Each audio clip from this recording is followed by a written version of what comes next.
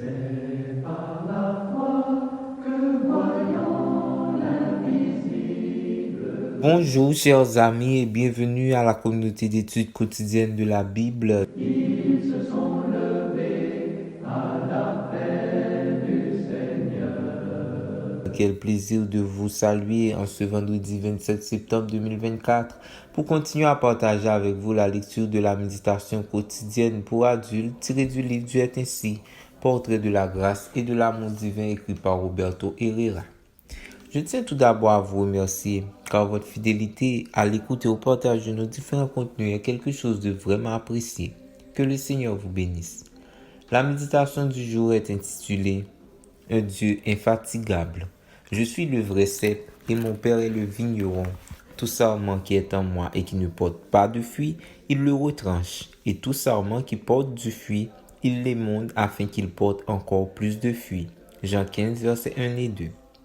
Dans l'analogie que Jean utilise pour faire un portrait de Dieu, Jésus déclare que son Père est le vigneron, c'est-à-dire celui qui sème la vigne, l'arrose, l'amende, la taille, la clôture et qui fait tout le nécessaire pour qu'elle produise du fruit. Le Christ dit que le Père est attentif à chaque sarment qu'il taille, ceux qui sont connectés à la vigne, pour qu'ils puissent donner encore plus de fruits et qu'il enlève ceux qui ne le sont pas. En tant que vigneron, Dieu est étroitement impliqué dans ce qui se passe dans notre vie.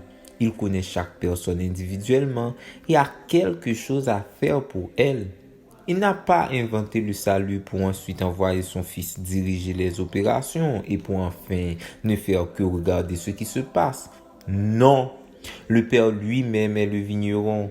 Le monde est son champ, il y travaille tous les jours et fait tout ce qu'il peut pour qu'il produise du fruit. Le monde n'est pas seulement un terrain que Satan s'emploie à dégrader, à détruire et dont il détériore la récolte en faisant pousser l'ivraie. C'est aussi un lieu où le Père travaille activement pour nous sauver. Notre Dieu est un vigneron spirituel, les vignerons dont les travailleurs de tous les jours. Ils ne cessent jamais de soigner leurs vignes. Ils ne se fatiguent pas de ce qu'il y ait toujours quelque chose à faire.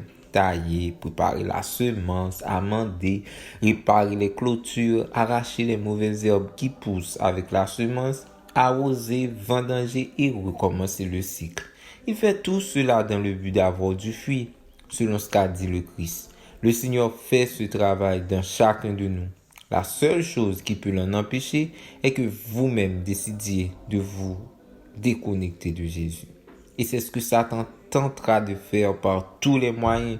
Tant que vous n'êtes pas connecté à Jésus, peu lui importe que vous alliez à l'église, que vous fassiez partie des dirigeants, que vous chantiez dans la chorale et que vous étudiez à l'école d'église. Par contre, si vous vous concentrez sur votre connexion avec le Christ, ne laissez pas les défauts et faiblesses qu'il voit en vous vous désespérer.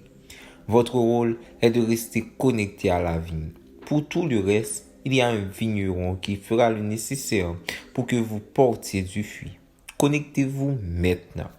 Merci d'avoir suivi cette méditation. Nous vous souhaitons de passer une très bonne journée. Au revoir.